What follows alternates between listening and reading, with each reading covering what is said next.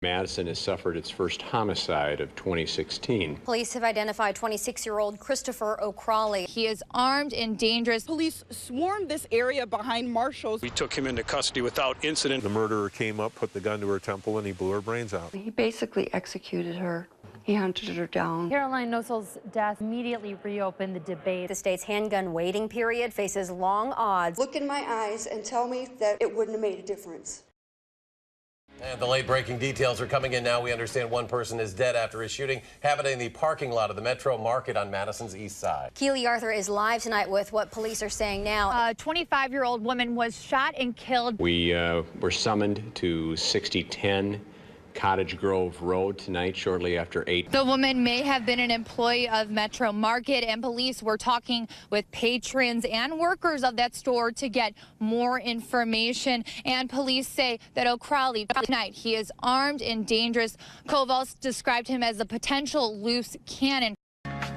And thanks for joining us tonight. The man accused of shooting and killing a 24-year-old woman last night at the Metro Market on Madison's east side is now in custody. We've got team coverage tonight from the scene. Let's start by heading out to News 3's Valina Jones. Police have been looking for this suspect since last night's shooting. A tip led officers to Easttown Mall, where we are now, where an officer spotted O'Crawley and the two exchanged gunfire, but no one was injured. O'Crawley fled behind the nearby Marshalls, where he was found in a dumpster and taken into custody. Keely Arthur spoke with witnesses in the area, and she is live at the scene right now. Susan, Easttown Plaza is now safe just hours after an alleged murderer was in the area. There was 3 cars blocking, our exit, the entrance to Babies R Us, and the road across.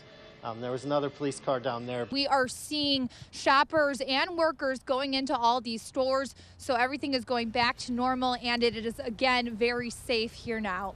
A glimpse inside the mind of an accused killer as the ex-girlfriend of Christopher O'Crawley talks. Mandy Jeers dated O'Crawley and has a little boy with him. I fell in love with him at 14 years old. He was my high school sweetheart. A love between Mandy Jeers and Christopher O'Crawley marred by mental illness. It has progressed and progressed and gotten worse and worse. Years of up and down behavior reaching a new low September 2014. I thought, this is it. He's finally in the hospital. He tried to kill himself. I called the ambulance. I did what I was supposed to do. I saved his life. He's in the hospital. He's going to get help.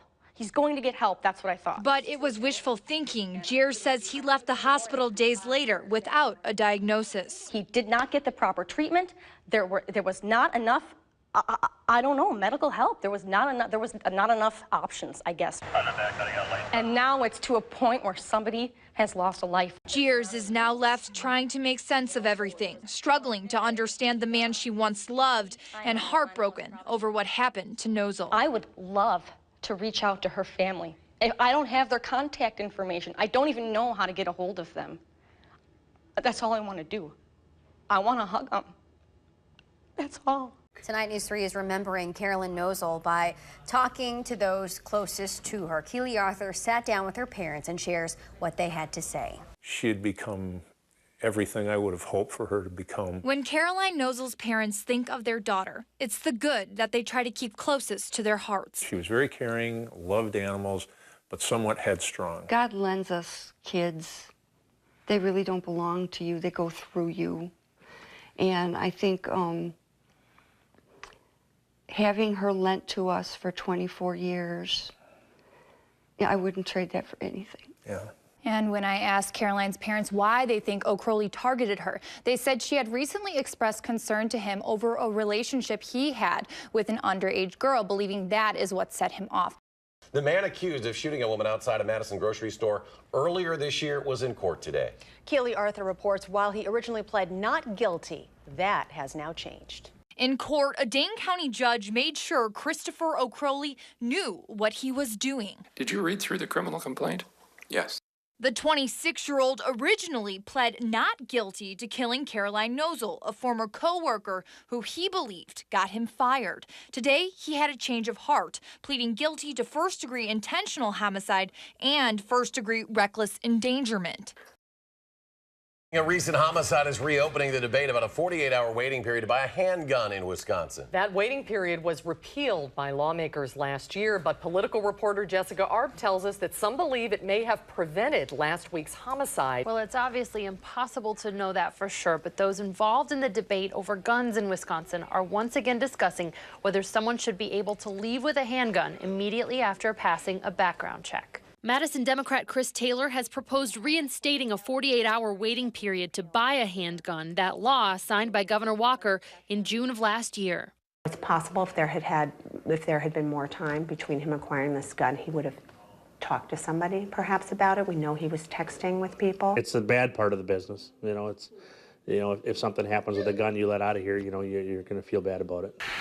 Another grieving family is asking for change to the state's gun law. Political reporter Jessica Arp has their message today from the Capitol. Well, Caroline Nosal's death in February immediately reopened the debate about the 48-hour waiting period. Democratic lawmakers joined the Sun Prairie family of Caroline Nosal at the Capitol to once again campaign to reinstate the 48, the waiting period repealed last year that had been required for decades to buy a handgun. We believe that there is a chance that something may have happened in the 48 hours that may have been able to help prevent this tragedy. Anybody who thinks that this ban wouldn't have made a difference, I invite them to meet with me, look in my eyes, and tell me that for 150% they're sure it wouldn't have made a difference. Republicans who passed the measure have not moved to take up the bill or reverse their decision from last year.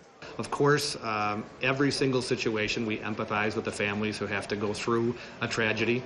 Once again, I don't know the details of the case, so I don't want to comment on specifics, but I would say that by and large, we know that the vast majority of people who own a firearm do no harm to others and usually protect themselves. And as far as defending herself, I met this kid. He was a big kid. He was over 6 feet tall. I think in the papers they said he was 220. And you want my daughter, who weighed 140 pounds, to confront this guy with a gun? Lawmakers in the Nosals say that they plan to continue their education campaign through the coming weeks and months leading up to the fall election. Since her death, Caroline's parents have pushed for tighter gun laws so other families might not have to go through the same kind of pain. Today, that promise got one step closer to being realized as a picture of Caroline took center stage at Congress. Jim and his wife, Jane, are reminders that gun violence can affect any family and that people have a right to be free of gun violence in their communities. Meanwhile, House Speaker Paul Ryan says the House will vote on a separate, larger anti-terrorism package, but he says it will not infringe on a person's rights, suggesting Democrats are trying to violate the Second Amendment. 4 months after Caroline Nosal was shot and killed outside of Metro Market in Madison, friends and family are carrying on her legacy in a very special way.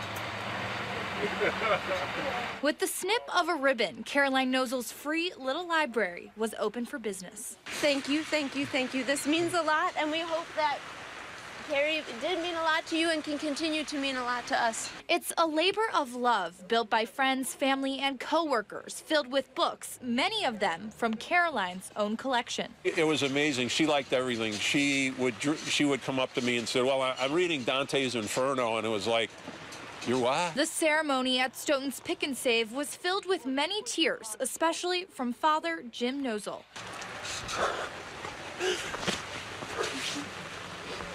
But he smiled at times, remembering that this is just another chapter in honoring and remembering Caroline Nosal, the girl who loved to read. We hope people can come to love reading as much as Caroline did, because I think that was one of the things she would want to have shared with all of you.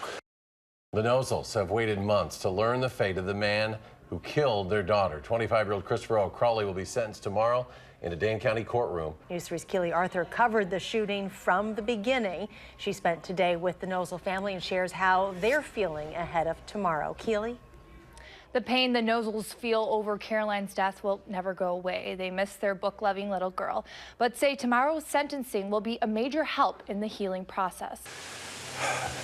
The murderer came up, put the gun to her temple, and he blew her brains out. On February 2nd, Christopher O'Crowley took their youngest daughter, Caroline, a tragedy that's since controlled so much of their lives. After something like this, you're still alive, you know, so every day, many times you wished you weren't, but you're still alive. So, you know, you have to go on, living. The Nosals hope that getting on will become a little bit easier once this Friday is over. Tomorrow will end us having to be concerned that somehow he is still intimately involved, that we're intimately involved in what the heck's going to happen to him. O'Crowley returns to the Dane County Courthouse today, this afternoon, for his sentencing hearing. News 3 this morning, reporter Eden Checkles live this morning outside of the courthouse with more on what we can expect. July 21st was the last time that Christopher O'Crowley had a hearing here at the Dane County Courthouse, and he comes back again today to find out just how much time he's going to have to serve. This morning, I am joined by veteran criminal defense attorney Chris Van Wagner. This is a judge who does not take his job lightly. He will speak stridently. He will talk in great detail about the effects of the crime, and he will explain the reasons for his sentence quite clearly. An angry guy with a chip on his shoulder, an axe to grind, that suffers from some delusional thinking, can just run out, pick up a gun, and go and shoot someone. A local family says they are thrilled after the man who killed their daughter was sentenced to life in prison. 26-year-old Christopher O'Crowley shot and killed Caroline Nosal outside the Metro Market back in February. He pleaded guilty to first-degree homicide and reckless endangerment of safety. Our KEELY Arthur live at the Dane County Courthouse, where he was sentenced this afternoon. KEELY? Eric, Christopher O'Crowley stayed silent in court today. The victim's family, though, did not. Caroline Nosal's mother and father asked the judge to put O'Crowley away for a long time, and they got their wish. The man responsible for Madison's first homicide of 2016 will now spend the majority of his life behind bars. Christopher O'Crowley remains silent and bound to a wheelchair for security reasons in court today. He shot former Metro Market co-worker Caroline Nosal. He says he did it because Caroline got him fired after she reported that he was harassing another employee. Today in court, Caroline's mother says she won't ever be able to get Caroline back, but she can make sure her other daughter, Amy, and O'Crowley's former girlfriend are protected. I want to protect young women here, like Mandy Jeers, and I want to protect my daughter, because when I heard like it could be 40 years, it's like, well, I'll be dead by then. My family won't. And speaking of family, he's taken away my chance to have grandchildren. Be clear about this. Whatever thrill or whatever twisted gratification that came as the result of being a stalker, a rapist, a murderer, there is a cost. And it's a big cost. The defense argued that O'Crowley was a mentally ill man who did not get the mental health help he needed. They asked he be eligible for release in 2036, but Judge Hanrahan didn't buy it. O'Crowley will not be eligible for parole until 2056, and even after that, he will have to serve an additional sentence for firing an officer, Michelle Walker. Michelle Walker was there and helped capture O'Crowley after he shot Nosal.